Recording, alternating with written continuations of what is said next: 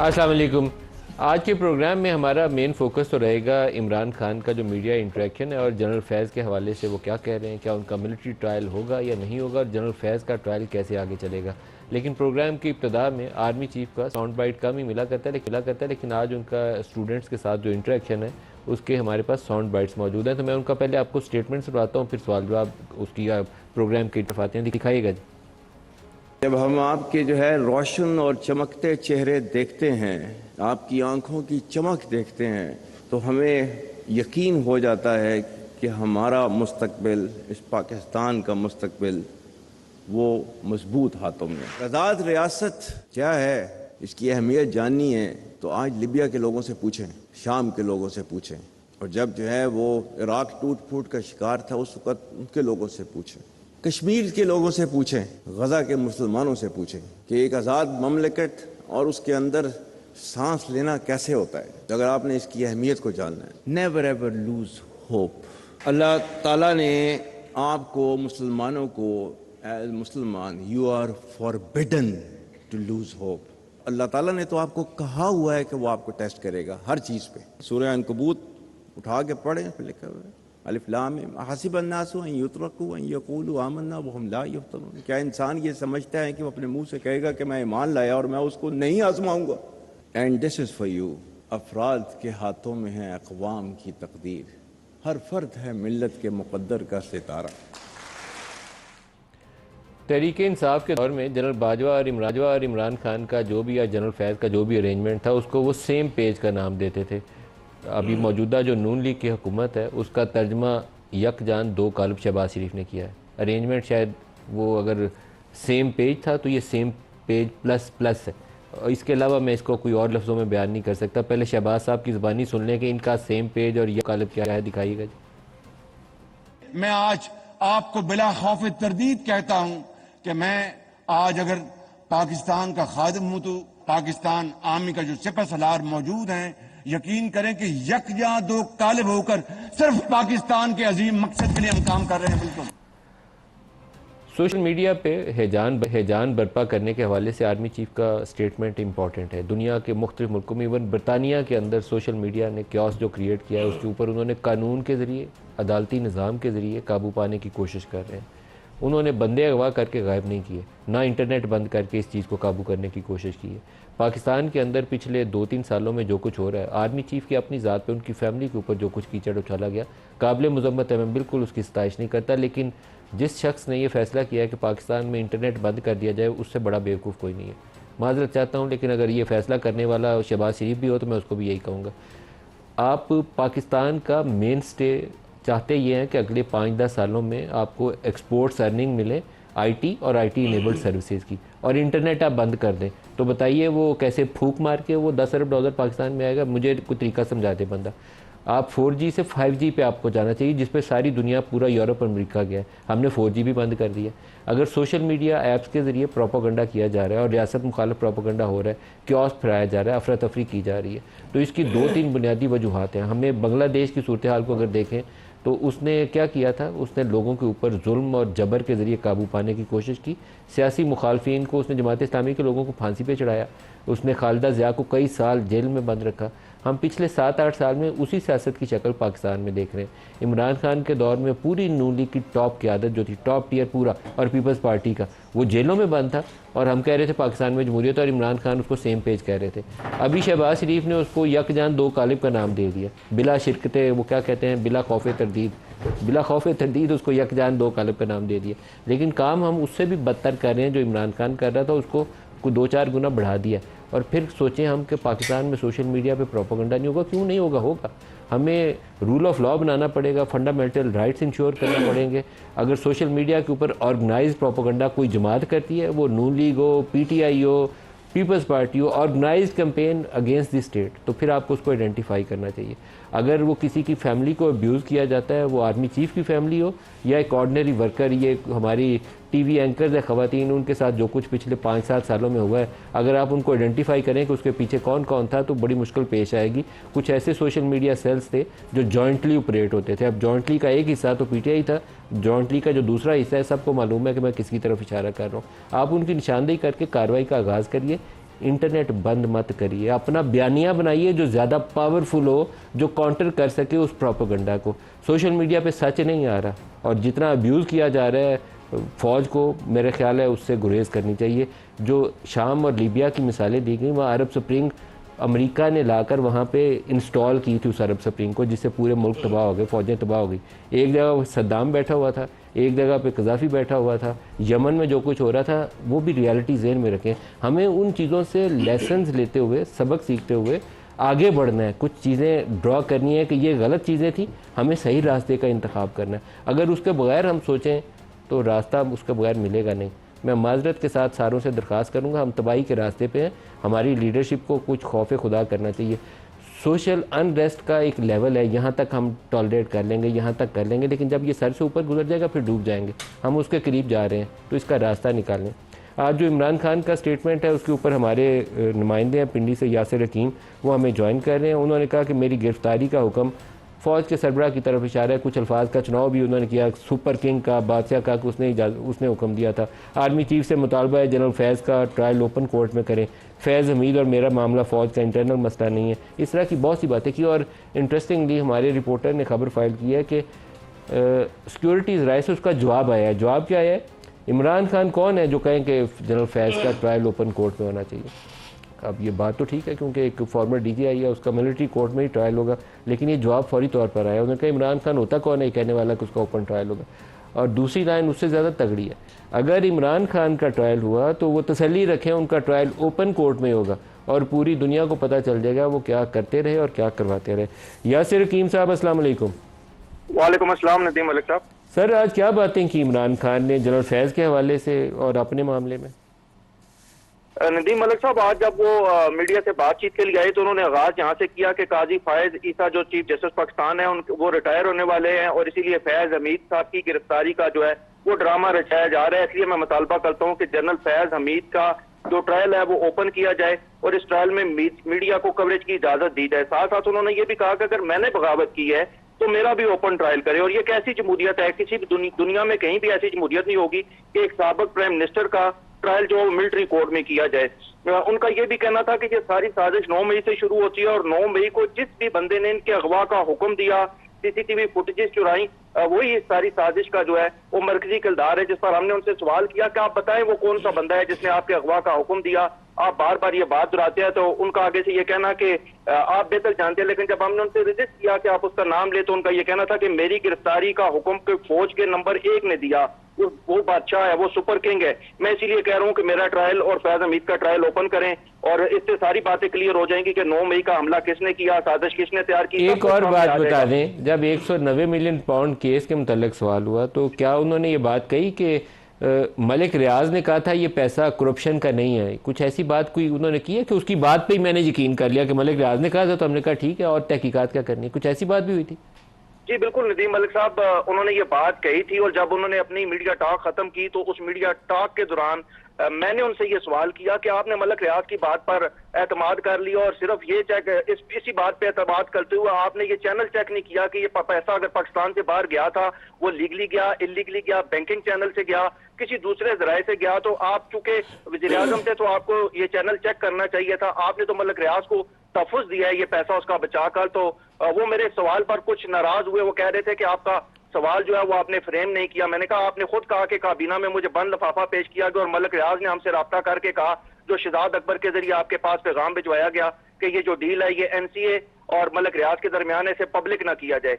तो उनका ये कहना था बिल्कुल मलिक रियाज ने हमें ये कहा था और शहजाद अकबर ने मुझे ये मैसेज दिया था कि ये पैगाम उनका मुझ तक पहुंचा था कि इस डील को पब्लिक ना किया जाए। और लेकिन इस सारे मामले की काबीना ने मुत्तफिका तौर पर मंजूरी दी थी और उसी मंजूरी की वजह से हमने ये फैसला किया काबीना के में कि चूंकि ये मशकूक ट्रांजैक्शन है, कोई मनी लॉन्ड्रिंग का पैसा नहीं और इस पैसे ने पाकिस्तान आना है तो इसलिए फौरी तौर पर इसे पाकिस्तान लाया जाए। क्योंकि अगर हम इस पैसे के पीछे जाते और वहां पर जाकर तहकीकात करते कि ये किस चैनल से है, लीगल है, इलीगल है, लेकिन पाकिस्तान ला के मलिक रियाज को दे दिया वो पैसा, इसका जवाब नहीं दिया उन्होंने कि पैसा पाकिस्तान ला के मलिक रियाज को क्यों दे दिया?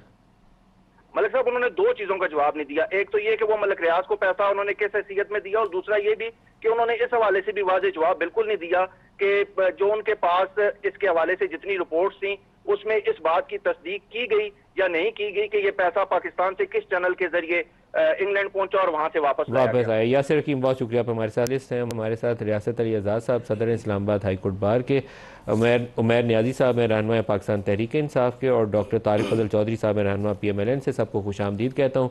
रियासत साहब, आप पहले तो कानून की मार मारें, ये बताएं पहले कि जनरल फैज़ का ट्रायल मिलिट्री कोर्ट में होगा या खुली अदालत में होगा? बिस्मिल्लाहिर्रहमानिर्रहीम। सबसे पहले तो ये बात है कि जो आर्मी एक्ट है 1952 वो स्पेशल लॉ है, तो जहाँ पे स्पेशल लॉ हो और जनरल लॉ हो तो दोनों में अगर सामने आमने उनका वो आ जाए तो उसमें जो प्रिवेल करना होता है वो स्पेशल लॉ प्रिवेल करता है। तो स्पेशल लॉ के अंदर जो आर्मी एक्ट जनरल फैज के ऊपर आर्मी एक्ट का इतलाक होगा, यस, मिलिट्री कोर्ट में ट्रायल जी, यही कानून है या कोई खिलाफवर्जी हो रही है? यही कानून है।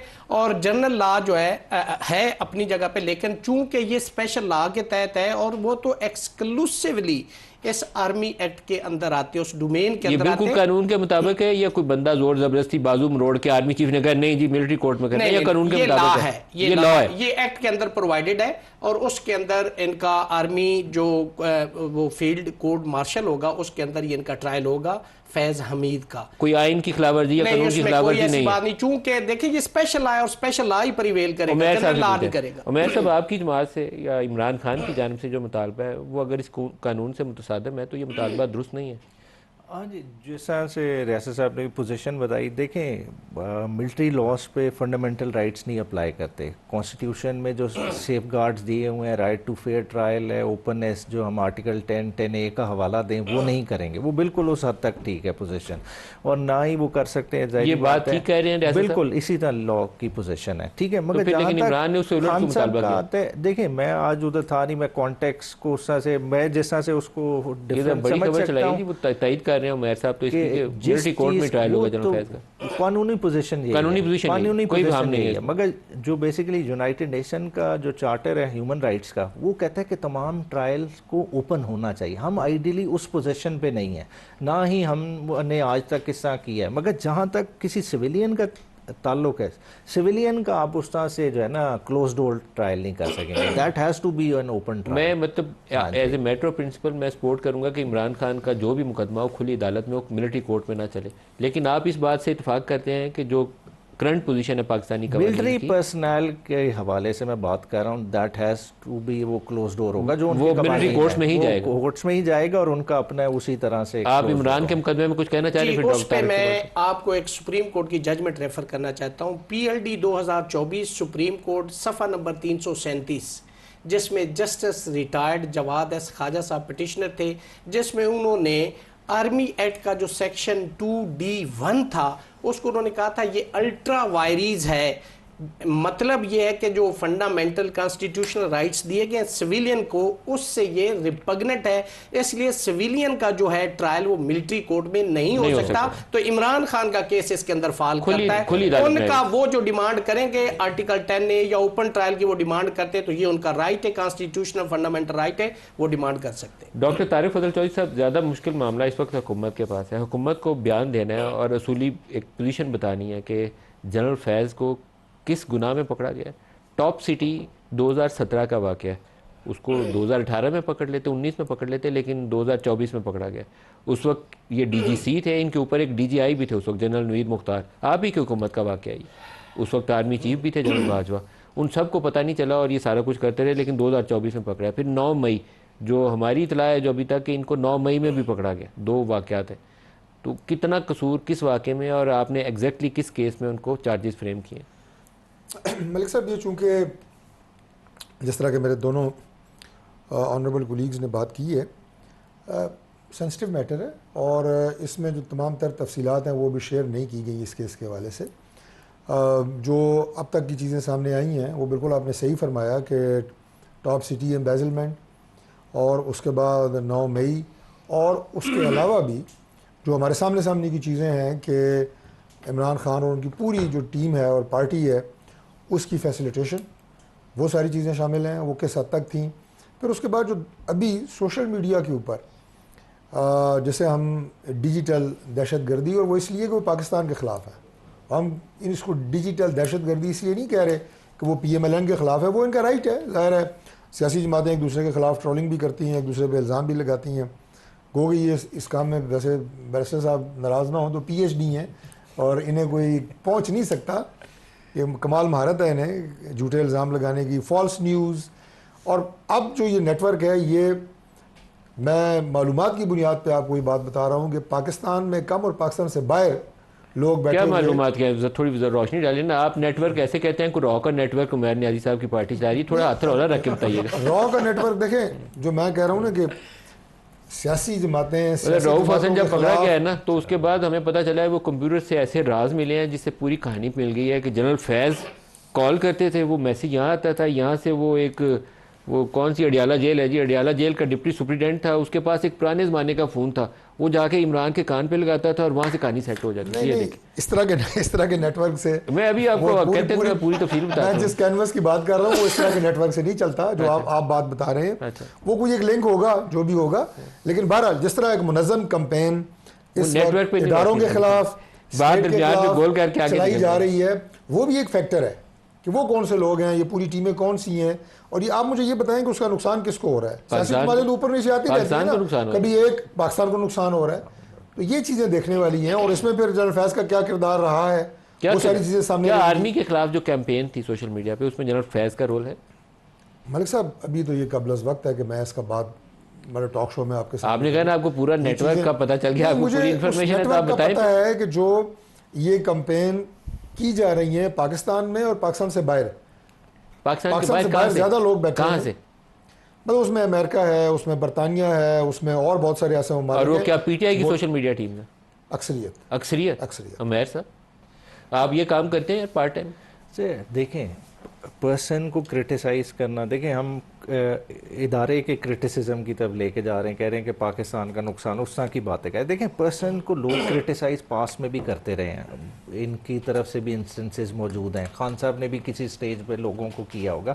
देखिए, इसको आप इक्वेट कर दें कि जी इदारे के ख़िलाफ़ साजिश और उस तरह के बयानियाँ बनाएं। अगर ओवरसीज़ कोई ट्वीट कर देता है, आप उसको कहें नेटवर्क बना दे, तो इस तरह नहीं होता। देखें, एक क्या आपके ऑर्गेनाइज्ड मीडिया सेल्स हैं पाकिस्तान से बाहर जो इस तरह का बयानिया बनाते हैं? नहीं, देखिए सोशल मीडिया तो एक आप खुद मीडिया नहीं, एक तो है ना इंडिविजुअल, उमर न्याजी साहब की राय है, तारिक साहब की राय है, आजाद साहब की राय है, लेकिन एक होता है ऑर्गेनाइज सेल, आपने 30 बंदे बिठाए होते हैं, वो शाम तक 5000 ट्वीट्स करते हैं। हाँ जी, तो आपकी इस तरह के सेल्स हैं बरतानिया में? मतलब ये तो देखें, ये किसी बंदे को इम्प्लीकेट करें, किसी का आइडेंटिफाई करें। देखें, इतने रिसोर्सफुल हैं, देखें इनके पास हर एजेंसीज है एट हैंड। अब तक तो इनके पास सारा डाटा होना चाहिए था कि ये लोग हैं, ये इधर से ऑपरेट कर रहे हैं, इतने अकाउंट्स हैं।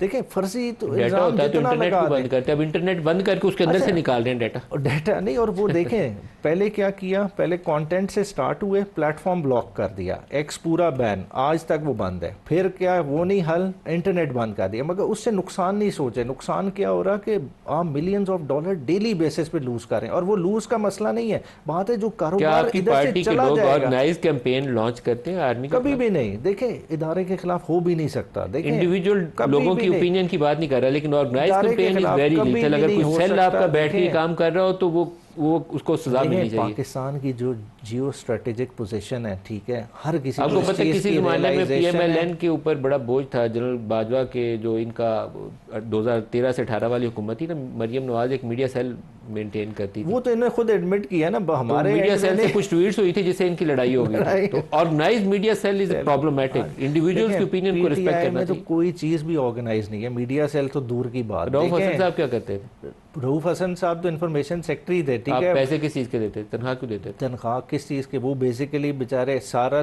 बैठ के मीटिंग्स करनी, ठीक है, 6.5 लाख स्पोक्स पर्सन के साथ मीटिंग करते थे, ठीक है, कि आज का ये मेन पॉइंट्स हैं, लोगों को पार्टी वालों को बना के देने कि आपने टॉक शोज पे इसने जाना है, इसने जाना है। आपके पास ये सारी सोशल मीडिया वर्कर्स हैं? नहीं, पेड वर्कर्स नहीं। आपके पास होते थे? अब मुझे अभी तो तनख्वाहें देने के पैसे नहीं है जी। आप पार्टी ऑफिस के हालात देखें, जो बेचारे जेल काट के आ गए हैं, उनके घर 2-2 महीने से तनख्वाहें नहीं गई हुई। ये तो पता नहीं किधर की बातें की जा रही हैं। रियासत साहब से पूछते हैं, रियासत साहब, एक इंडिविजुअल पढ़े लिखे बच्चे की जो राय है उसको रिस्पेक्ट करनी चाहिए। अगर वो गाली गलोच ना कर रहा हो, किसी की फैमिली को अब्यूज़ ना कर रहा हो, लेकिन अगर वो ओपिनियन देता है कि फ़ौज मुदाखलत ना करे तो मैं उसको रिस्पेक्ट करूँगा। फिर मैं नहीं कहूँगा कि वो सोशल ये टेररिस्ट बोलते हैं ना उसको, डिजिटल टेररिस्ट, मैं उसको डिजिटल टेररिस्ट नहीं बोलूँगा। लेकिन अगर उसको हम भी नहीं कहते। एक अगर ऑर्गेनाइज सेल है, उसमें 20 लोग एम्प्लॉय कर लेते, मैं एम्प्लॉय कर लेता हूँ और मैं कहता हूँ कैंपेन चलाओ आर्मी चीफ जनरल आसिम के खिलाफ, तो वो दैट शुड बी पनिशेबल। बिल्कुल, वो गैर कानूनी वो तो काबिल मजम्मत बात है। किसी भी इदारे के ख़िलाफ़ कोई भी ऐसी मलिशियस कंपेन, मुनज़्ज़म कंपेन, बिल्कुल वो जुर्म है, ताज़ीरात पाकिस्तान के तहत भी जुर्म है। लेकिन जैसे आपने फरमाया कि अगर कोई शख्स आइन और कानून के तहत दिए हुए जो उसके राइट ऑफ स्पीच है, उसका वो कॉन्स्टिट्यूशनल राइट है, अगर वो इजहार ख्याल कर रहा है within the domain and parameter of the constitution and restriction imposed by the law, उससे बाहर नहीं जा रहा, तो we should give a respect to the contention of that person, unless वो किसी को गाली निकाले या किसी का प्राइवेट फैमिली डेटा पब्लिक कर दे। मैंने यही बात ये है कि हमारे यहाँ प्रोटेस्ट को किसी और पैराए में लिया जाता है। आप बाहर यूके, यूरोप, किसी जगह आप देखें, वहाँ पे 4 लोग बैनर उठा के या वो पेनाफ्लेक्स लगा के या प्ले कार्ड लेके बैठे, तो उसकी एक रिस्पेक्ट है, उसको वहाँ की हुकूमत उसको अटेंशन पे करती है, वो देखती है उसके मैटर को कि ये कोई सीरियस। अगर रियासत साहब मुझे शौक है कि मैंने फौज के खिलाफ एहतजाज करना है और मैं GHQ के दरवाजे के आगे प्ले कार्ड लेके खड़े हो जाऊँ, तो क्या मैं इस पे एक सजा मिलेगी मुझे या मुझे रिस्पेक्ट मिलेगी? मेरा इस पे आंसर है कि जो कॉन्स्टिट्यूशन के अंदर आपको राइट दिया गया है, restriction imposed by the law,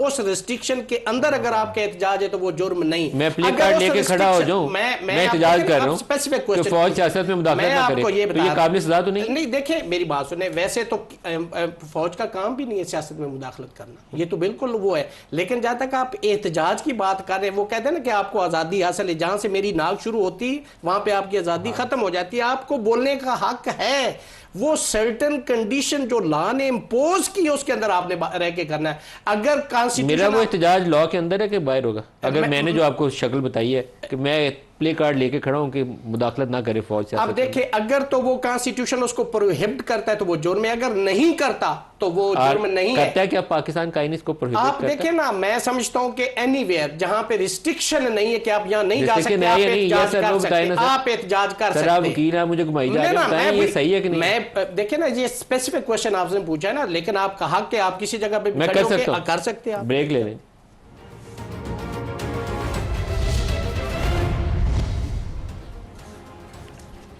programme में दोबारा खुशामदीद कहते हैं। इमरान खान का आज ये जो मुतालबा था कि जनरल फैज़ का खुली अदालत में ट्रायल किया जाए, तो इसके जवाब के अंदर 3 लाइनी एक वो खबर है जिसको मैं आपको पढ़ के सुनाना चाहूँगा कि इमरान खान कौन है जो ये कहें कि जनरल फैज़ का ट्रायल खुली अदालत में होगा, और दूसरी लाइन है कि इमरान खान इस मामले में तसल्ली रखें कि उनका ट्रायल हुआ तो यकीनन खुली अदालत में होगा, और पूरी दुनिया को, थर्ड लाइन है, पूरी दुनिया को पता चल जाएगा कि वो क्या करते थे और क्या करवाते थे। तारिक साहब, क्या ये बात, अच्छा तारिक साहब हमें ज्वाइन करें। तारिक साहब अस्सलाम वालेकुम। जी अस्सलाम वालेकुम साहब। तारिक साहब, ये खबर हमारे एक रिपोर्टर ने फाइल की है जो ये कहते हैं कि जनरल फैज़ के और ये जो डिप्टी सुपरिटेंडेंट या दूसरे लोग थे अडयाला जेल के अंदर, इनके क्या लिंकेजेस थे, हुकूमत ने उसकी तहकीकात कर ली, कुछ रोशनी डाल सकते हैं क्या सामने आया? देखिए जो मेरी इतला है और अनकन्फर्म्ड रिपोर्ट मेरे पास है कि देखिए राब्ता तो गालिब इम्कान यही है कि राब्ता तो था और पैगाम रसानी भी होती थी, और बानी चेयरमैन PTI जो बयानात भी दे रहे हैं, इससे भी ये वाजे होता है कि देखिए अब राब्ता टूटा है, उम्मीद भी टूटी है, उसके बाद अब वो ऐसे बयानात दे रहे हैं कि कभी जीरो बना देते हैं, कभी हीरो बना देते हैं। पहले अपने आप को डिस्टेंस किया, उसके बाद अब खुल के उनके दिफा में आ गए हैं। तो राब्ता तो हमेशा रहा है, और जो एक मंसूबा था वो भी देखिए। लेकिन तारिक साहब, क्या चीजें उस आपकी तफ्तीश में सामने आई हैं? इंटेलिजेंस एजेंसी, ISI, IB, आपकी स्पेशल ब्रांच, इस सब के होते हुए अडयाला जेल के अंदर अगर कोई फोन लेकर खुफिया तरीके से मालूमात पहुंचा रहा है और मैसेजिंग कर रहा है, ये कैसे मुमकिन है? देखिए मैं जितनी मेरे पास मालूमात थी, मैं उसी हवाले से बात कर सकता हूँ कि मुझे बिल्कुल पता है राब्ता था। इस इंक्वायरी के हवाले से, इन्वेस्टिगेशन के हवाले से मैं कोई चीज कंफर्म नहीं कर सकता। मगर देखिए बात यह है कि जब उस वक्त बतौर DG ISI ये बात चल पड़ी कि ISI को कोर डिक्लेयर कर दिया जाए, क्योंकि चीफ बनने के लिए ये लाजिम था कि कोर कमांड करनी होती है, और बानी चेयरमैन PTI इस बात पे तैयार नहीं थे कि इनको 1 सेकंड के लिए भी DG ISI के ओहदे से अलहदा करें जनरल फैज हमीद को। तो आप अंदाजा करें कि वो किस लेवल की प्लानिंग थी कि ISI कोई कोड डिक्लेयर करें, वो यहीं पे रिक्वायरमेंट पूरी हो। इसके लिए कोई समरी मूव की गई थी कि ISI को एक कोड डिक्लेयर कर दिया जाए? ये पूरी डिस्कशन उस वक्त चली, और उस ऑफिशियल रिकॉर्ड का हिस्सा है ये चीजें? ये आपके नोटिस में नहीं है? आप तो बड़े बाखबर एंकर हैं। मुझे ये मालूम है कि वो जनरल फैज को DG ISI की हैसियत से रिटेन करना चाहते थे, और ये भी चाहते थे कि यहीं से वो आर्मी चीफ बन जाए, लेकिन कोड डिक्लेयर करना इज समथिंग वेरी डिफरेंट। उसका रास्ता यही था। मेरा कहने का मकसद ये है कि ये प्लानिंग ये थी कि फैज हमीद ही रहें दायमी तौर पे और वो इनको भी इक़्तिदार में रखें। तो ये जो सारी प्लानिंग की जाती है जिसमें मईशत भी तबाह हो जाती है, आम आदमी भी रुल जाता है अपने इक़्तिदार को तूल देने के लिए। तो सर एक चीज बता दें, क्या ये जो तहकीकात जारी थी प्राइम मिनिस्टर को इसके ऊपर कोई ऑफिशियल ब्रीफ दिया क्या विदाउट गोइंग इनटू डिटेल? क्या प्राइम मिनिस्टर को इसके ऊपर इतला दी गई है कि क्या तहकीकात में सामने है? देखिए जो तहकीकात फौज ने इंटरनली की है वो उन्होंने इंटरनली की है। ये इस पे मामला ही ये है अडयाला जेल वाला नेटवर्क तो आपकी हुकूमत के नीचे आएगा ना, वो तो फौज के नीचे नहीं आएगा। देखिए जो जेल वाला नेटवर्क है वो मैं बिल्कुल पंजाब हुकूमत से इसकी रिपोर्ट तलब कर लेते हैं कि वो नेटवर्क क्या था, कैसे था। मगर मेरे नोटिस में जो बातें थी वो मैंने आपको अर्ज कर दी कि बिल्कुल ये इतलात आ रही थी कि राब्ता है और बड़ा फाल राब्ता है। बहुत शुक्रिया अताउल्लाह तारिक साहब, आपने हमें ज्वाइन किया। तारिक साहब जो जहाँ से हमने सवाल छोड़ा था वहीं पे आपके आता हूँ कि इमरान खान तसल्ली रखें, उनका ट्रायल हुआ तो खुली अदालत में होगा, सबको पता चल जाएगा कि वो क्या करते थे और क्या करवाते थे। देखिए जो थोड़ा सा इशारा मैंने अपनी इब्तदाई गुफ्तगू में किया है, ये बुनियादी तौर पर वही नेटवर्क, वही नेक्सस और वो तमाम चीज़ें हैं जो उनके अपने दौर में भी चलती रही हैं और उसके बाद भी चलती रही हैं। और थोड़ी सी बात जो अभी आपने जो टर्म नेटवर्क है ना, ये समटाइम ऐसे लगता है कि कोई ना हमने कोई टीटीपी का नेटवर्क है जो हमने पकड़ लिया। थोड़ा सा रोशनी डालें क्या चीज़ जो है ये टीटीपी का तो मैंने नहीं कहा, लेकिन मैं आपको बताता हूँ। अभी ऑर्गेनाइज्ड कैंपेन बिल्कुल पाकिस्तान तहरीक इंसाफ के लोग बाकायदा जब इनकी अपनी गवर्नमेंट थी हायर किए गए और उनकी तादाद जो है वो दर्जनों में थी, जो केपी में ख़ास तौर पे और मरकज़ में जो बाकायदा हायर किए गए और वो अपनी ज़ाहिर उस वक्त इनकी ये पॉजिटिविटी की वजह से काम पेड लोग हैं, पेड मीडिया सेल्स हैं, बिल्कुल हैं। देखें ये जो जहांगीर साहब हैं इनके बारे में मशहूर है कि जब इमरान खान साहब की लॉन्चिंग हुई तो उन्होंने 1 अरब रुपया इमरान खान साहब को डोनेट किया। उनका ज़ाती मैटर है, सिर्फ सोशल मीडिया की इस कैंपेन के लिए। और सोशल मीडिया कैंपेन अगर पता है जो सोशल मीडिया सेल जो कहा जाता है कि जहांगीर तरीन फाइनेंस कर रहे थे वो जॉइंटली ऑपरेट होता था, उसका जॉइंट का दूसरा हिस्सा कौन था? पिंडी से आपको मैं आपको अर्ज करता हूं, अगर ये जो ब्लॉगर्स ये व्लॉगर्स जो हैं वीडियो बनाने वाले सोशल मीडिया पे जो भी थे कहाँ से ट्रेन हुए थे पता है आपको? मैं एक और बात बता रहा हूँ, आप देखें असल बात के ऊपर अभी मेरा ख्याल है अकाउंटेबिलिटी दोनों तरफ होनी चाहिए। आपको इल्म है तो आप बताएं, मुझे तो उसका इल्म नहीं है। पिंडी वाले साथ उसकी ट्रेनिंग कर रहे थे ना जी, मैं तो कह रहा हूँ, मैं तो आपसे कह रहा हूँ कि आप बताएं मुझे, मैं तो जर्नलिस्ट के तौर पर पूछ रहा हूँ, आप हुकूमत के तौर पर कर रहे थे तो कर रहे थे, लेकिन मैं उसकी जो बात कर रहा हूँ ना आगे वही यूट्यूबर वाला कर रहे हैं। सोशल मीडिया अगर तहरीक इंसाफ अपने दौरे हुकूमत में अपनी गवर्नमेंट की प्रोजेक्शन के लिए इस्तेमाल करे तो वो पॉजिटिव है, ज़रूर करें।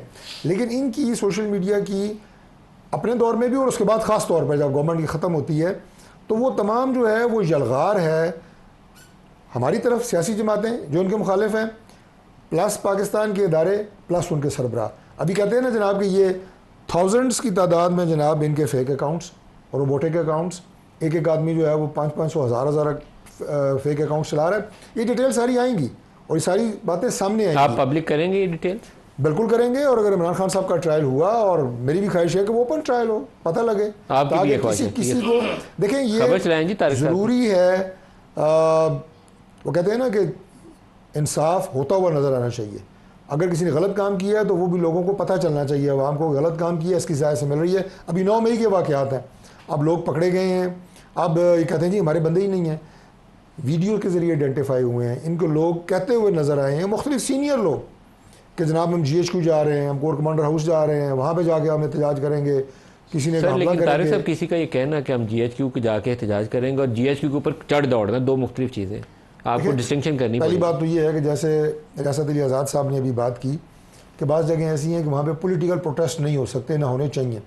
दूसरी बात यह है कि जब आप लोगों की एक बहुत बड़ी तादाद मजमा किसी एक जगह के ऊपर कॉल दे दें कि यहाँ पे आओ, उसके बाद फर्दर एक्शन जो है उसको रोकना। आप सुप्रीम कोर्ट के अंदर चले गए थे सज्जाद अली शाह के खिलाफ, अभी बंदियाल साहब गलत किया था ना, अभी बंदियाल साहब के खिलाफ आपने पार्लियामेंट और सुप्रीम कोर्ट बिल्डिंग के सामने जो कुछ आपने इरशादात फरमाए थे वो रिकॉर्ड है, अगर कहते हैं तो मैं चला देता हूँ टीवी पे। देखिए मलिक साहब बात की होती है कि किसी एक स्पेसिफिक बात को लेकर लेकिन आप उसको एक इज्तिमाई सूरत हाल के ऊपर लेकिन जो है, आपका जान वो आप चलाया, पेंट आपने भी नहीं कर जोर सकते। चलाया, अब इनका भी जोर जहाँ चलाया, इन्होंने भी चलाया, लेकिन आप दो बड़े इदारों की तबाही के मुर्तकब हो रहे हैं। ना करें ऐसा कुछ। पाकिस्तान को ये सारे इदारे चाहिए, उन इदारों को सियासत में नहीं आना चाहिए। कहते हैं बार बार, मैं भी कहता हूँ रोज़ टीवी पे बैठ के कि फ़ौज को सियासत से पीछे हट जाना चाहिए। आपको भी एक बात कहनी चाहिए, लेकिन वो कुछ नहीं पैदा होना चाहिए जिससे क्योस मुल्क के अंदर अफरा तफरी हो जाए।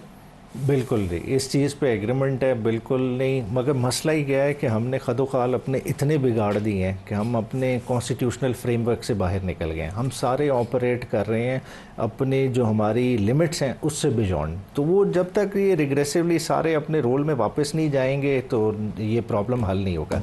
जब देखें आप ख़ुद अपनी पोजीशन एब्डिकेट कर देंगे, अब देखें चाहे गल से ही आ गए ये गवर्नमेंट में बैठे हैं ना, तो अपना रोल असर्ट करें, ठीक है। अपना रोल ये खुद असर्ट नहीं करेंगे, डिक्टेशन कहीं और से लेंगे, मामलात कहीं और से चलाएंगे, फिर तो नहीं चलेगा ना। आप जब आए थे तो आप क्यों असर्ट नहीं थे कर सकते? आपको पता है हमारी तो पहली दफ़ा थी ना। नहीं चले, आपकी प्रॉब्लम ये थी कि आप उनके कंधों पे बैठ कर आए थे, नहीं इसलिए आप कंप्रोमाइज थे। इनकी भी यही प्रॉब्लम देखें हमारी तो शुरू में देखें टीम अपने बलबूते पे हुकूमत बनाए ना, तो फिर आप असर्ट कर हमारी सकते तो देखें उस वक्त भी फैक्ट्स एंड फिगर्स उठा के देख लें कि कितनी लो मार्जिन वाली सीटें हमें हराई गई। हमें तो हरा के उस पोजीशन में फंसा के बिठाया गया 2018। किसने 2018 में हमारी तो कराची की क्लियर सीटें किसने मेजॉरिटी जितवाई थी वाली, आपको? देखें हमारी क्लियर मेजॉरिटी वाली सीटें हराई गई। कराची से आपको किसने 14 सीटें दी थी? देखें आज 17 सीटें चली भी तो गई ना, इसी तरह जैसे आई थी 14 आज 17 चली। आज 4,000 वाले जैसे 17 उनकी आई है वैसी जाएंगी जैसे आपकी 14 गई है। बात यह है कि नंबर गेम से फर्क नहीं पड़ेगा। देखें ना नंबर गेम तो आज भी बढ़ती जाए, 2/3 भी बना लें। बेसिक प्रिंसिपल्स फॉलो कर लें आप भी और ये भी, आप तगड़े हो जाएंगे। आप उनके कंधों पे बैठ कर आएंगे तो आपका भी यही हाल होगा, उनका भी यही होगा। नहीं मगर देखें हम जो सेम पेज का हाल हुआ है ना, उनका भी लेसन सीख लिया ना। दो कलम। देखें हमारे कोई देखें साल की इस सारी जितनी भी मार खाने के बावजूद हम अपने पैरों पे खड़े हैं ना। हमने तो किसी चीज़ पे लचक नहीं ली, हालांकि 8 फरवरी पे हम लचक ले सकते थे, हम किसी तरह से कुछ ना कुछ रास्ता निकाल सकते थे, मगर नहीं किया क्योंकि हमारा टिल्ट किस तरफ है, हमारा रुजू है अवाम की तरफ। ये चीज़ अब इनको भी रियलाइज़ करनी है कि अवाम की तरफ रहेंगे, अवाम की बात करेंगे ही तो सर्वाइव करेंगे। रियासत साहब आज एक और जो बड़ी इंपॉर्टेंट खबर है इमरान के हवाले से, वो 190 मिलियन पाउंड की है। उनका बयान बहुत ही मुझे कंट्रोवर्शियल लगा। मैं 190 मिलियन पाउंड इमरान के ऊपर एक अकेला केस है जिसे समझता हूँ कि एक्चुअली करप्शन का केस है। आया था पाकिस्तान का पैसा, हमने दे रियाज मलिक को दिया। उसकी वजाहत में उन्होंने कहा कि क्योंकि उन्होंने कहा था कि ये करप्शन का पैसा नहीं है, कोई मनी लॉन्ड्रिंग नहीं है, तो इसलिए तहकीकात की जरूरत ही नहीं थी। Is it enough? आपके ऊपर इल्ज़ाम हो, मेरे ऊपर इल्ज़ाम हो, मैं कहूँ मैंने तो गलत काम नहीं किया। वैसे इस पे ला जो है ना मलिक साहब, वो ये कहता है कि प्रोसिक्यूशन की जिम्मेदारी होती है कि ही हु अलेज, ये हमारा कानून शहादत कहता है जिसके तहत ट्रायल के अंदर एविडेंस होती है, he who allege he will prove. अगर मैं कहता हूँ कि ये करप्शन है तो ये जो ओनस है ये मुझे ही डिस्चार्ज करना है। So the onus is on the shoulder of the state, on the prosecution जो इसको प्रोसिक्यूट कर रहे हैं, उन्होंने साबित करना है कि वाकई इमरान खान जो कुछ कहते रहे ये उनकी जिम्मेदारी, वो प्ली है उनकी, वो उनका डिफेंस है, वो कुछ भी नहीं। ये उस वक्त इमरान खान की हुकूमत की जिम्मेदारी थी कि इसको तहकीकात कर, डेफिनेटली करते, लेकिन अब जो केस बना है इसकी हद तक ये जिम्मेदारी स्टेट की है, प्रोसिक्यूशन की, कि वो साबित करे कि ये करप्शन है या नहीं है या कैसे। अब शहबाज शरीफ की हुकूमत की जिम्मेदारी। अब देखें स्टेट जो भी है, अब देखें जिला लेवल पे जो होता है वो आपका डीसी होता है, प्रोसिक्यूशन का हेड, ठीक है। आपके ख्याल में जो एनसीए ने पैसा पकड़ के पाकिस्तान को 190 मिलियन पाउंड दिया, इन्होंने उसको रियाज मलिक की उस लाइबिलिटी वाले अकाउंट में, अब अगर ऐसा किया गया है, अगर ऐसा है, ऐसा ही तो हुआ है ना, सुप्रीम कोर्ट ने भी वो पैसा वापस किया। बात है अब उन्होंने इसके ऊपर इनके खिलाफ केस बन गया। अब ये ओनस स्टेट पे कि वो इसको साबित करेंगे कि yes he has committed corruption. उसके लिए क्या करे रियासत? तो ये एविडेंस दे, तो अगर कोर्ट में एविडेंस पेश करें। अगर शहबाज शरीफ के ऊपर अपना 26 अरब का केस निकला, ये तो फिर मियां साहब भी अपना इसी तरह केस, उनके खिलाफ भी यही फार्मूला, यही कानून शहादत, यही है, जहां दोनों फंसेंगे फिर केस नहीं आगे कानून को तो nobody can go beyond the limitation and scope of the law. तो पाकिस्तान में वैसे शहादत के तहत लॉ की लिमिटेशन से आगे सारे जाते हैं, डिपेंड करता है कि हालात कैसे हैं। देखिए बात यह है कि मैं तो बीइंग स्टूडेंट ऑफ लॉ, मैं तो ये कहता हूं कि स्ट्रिक्टो सेंसो लॉ को एप्लीकेबल होना चाहिए, चाहे वो इमरान खान हो, चाहे वो शहबाज शरीफ हो, चाहे शहबाज शरीफ का 26 अरब का केस था। मैं वही कह रहा हूं कि वही जो गुफ्तगू मैंने की, मेरी यही इमरान खान वाली गुफ्तगू शहबाज शरीफ के लिए भी। और 100 जो फेक अकाउंट्स का केस था वो भी तगड़ा केस था। इसमें तो ये और 190 मिलियन पाउंड का भी तगड़ा केस। बड़ी इंपॉर्टेंट बात है। इसका मतलब है कुछ नहीं होगा। मुझे बताएं कि नैब का वही प्रोसिक्यूटर मियां साहब को जाके तो फारिग करवाता है इस्लामाबाद हाई कोर्ट में, वही प्रोसिक्यूटर जाके स्टेटमेंट देता है इमरान खान के केस में जाके कि 426 के तहत ये जो सेंटेंस हुई है इसको सस्पेंड होना चाहिए।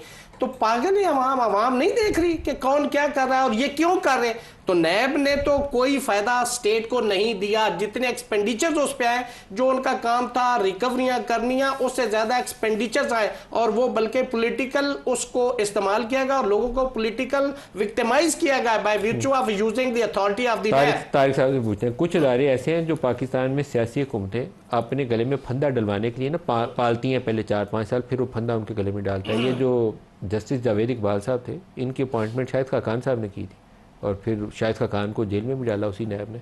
तो आप लोग सियासी लोग अगर थोड़े से भी दूर अंदेशी जिसे कहते हैं ना, हिकमत अमली, उससे काम लें, ट्रांसपेरेंटली इस चीज़ों को इन्वेस्टिगेट करने का अदारा होना चाहिए, पोलिटिकल इंजीनियरिंग का नहीं होना चाहिए। पाकिस्तान में पोलिटिकल इंजीनियरिंग के लिए इस्तेमाल होता है।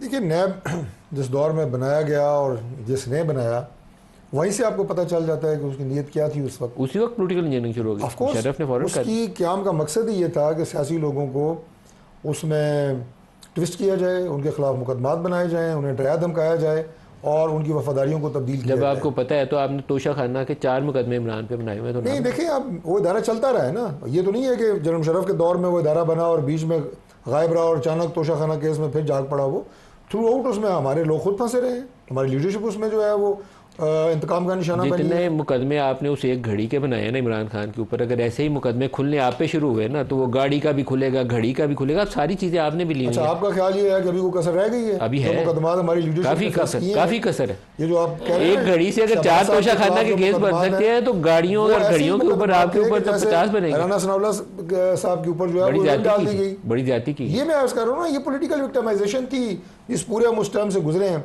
और ये जो हमारा मियां नवाज शरीफ साहब का दौर था उसमें बाकायदा ये बात चली थी, पाकिस्तान पीपल्स पार्टी ने इसकी सपोर्ट की कि नैब के इदारे को बंद किया जाए और साफ शफाफ तहकीकात करने वाला कोई अकाउंटेबिलिटी। आपकी जमात ने मुखालफत की थी, ये भी रिकॉर्ड पे बताया, 17वीं तरमीम के वक्त ये तजवीज़ आई थी और आपकी जमात ने मुखालफत कर दी। हम ही ने मुखालफत की थी, मैं यही तो आपको। तो फिर आपको मजा आया ना 18 से लेकर 24 तक जब इमरान खान ने आपको जेल में बंद किया। बात यह है कि चूंकि हमारा ज़मीर साफ था इसलिए हमने मुखालफत की। ज़मीर अच्छा साफ है जनाब आपका। नैब के अदारा रहे ना रहे हमें कोई फर्क नहीं पड़ता। वो हाफिज हुसैन अहमद साहब कहते थे ना, ये ज़मीर की आवाज़ नहीं सुनते, जनरल ज़मीर की आवाज़ सुनते हैं। तो वो ये जनरल ज़मीर की आवाज़ आप भी सुनते हैं। वैसे तो ज़मीर छोड़ें आप।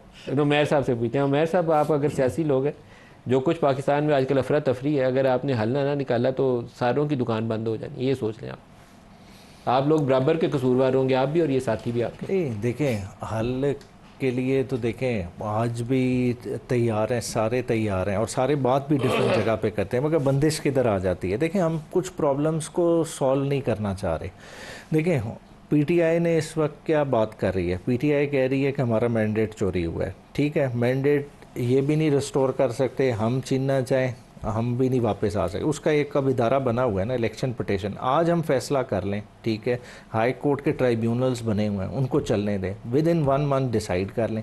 जिस तरफ वो लग जाए आपका केस डिसाइड हो जाएगा। फैसला करने लगा था ना, लॉ चेंज कर दिया। यही तो कह रहे हैं कि वो चाह ही नहीं रहे कि किसी तरफ मामला हल हो। हम तो यही इन्हें समझाने की कोशिश कर रहे हैं। एक बात बता दें, लॉ चेंज नहीं किया, लॉ रिस्टोर किया अपने।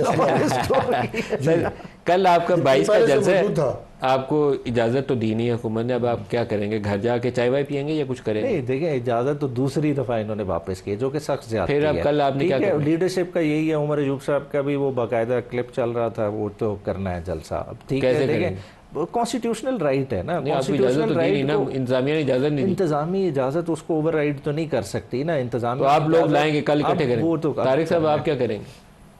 आने देंगे इनको जलसा करने? जलसे के लिए इंतजामिया की एनओसी लेना ज़रूरी है। इन्हें एनओसी पहले जारी की गई थी, लेकिन उसके बाद मौजूदा हालात में जो कि सिक्योरिटी की सिचुएशन है, लॉ एंड ऑर्डर की सिचुएशन जो है, उसको देखते हुए कल इस्लामाबाद में एक इंतहाई अहम जो मुकदमा है वो सुप्रीम कोर्ट में चल रहा है और हम कोशिश कर रहे हैं कि उसमें भी जो दूसरे एहतजाज के लिए जारी रखिएगा। कल उन्होंने वो पार्लियामेंट के सामने आपके गेट तोड़े। अब आप मुझे ये बताएं कि इस सारी कैफियत में कैसे इजाज़त दी जा सकती है कि इस्लामाबाद में एक इतना बड़ा क्राउड जो सर आप इनको कहें कि शहबाज शरीफ आया है कि नारे लगाएं और कुछ ना कहें, फिर आपको इजाज़त दे देंगे। तो लिहाजा इन हालात में इस तरह के बड़े इज्तिमा की इजाज़त जो है वो नहीं दी जा सकती। रियासत साहब एक लाइन में, जलसा की इजाज़त होनी चाहिए। देखें, ये तो हर पॉलिटिकल पार्टी का कॉन्स्टिट्यूशन फंडामेंटल राइट है। कोई भी पॉलिटिकल पार्टी को जलसा करना चाहे तो उसको इजाज़त होनी चाहिए। ये नहीं हो सकता कि एक पॉलिटिकल पार्टी अगर कहीं कर रही है और दूसरी को इजाज़त ना दी जाए। अगर बाकी पॉलिटिकल पार्टीज इजाज़त के साथ करती तो इनको भी इजाज़त लेनी चाहिए। अगर वो बगैर इजाज़त के करते हो इनको भी बगैर इजाज़त के इनको बार बार इनकार करे फिर इन्हें क्या करना चाहिए? क्या करें? अगर इंतजामिया बार बार इन्हें मना कर दे फिर क्या करें?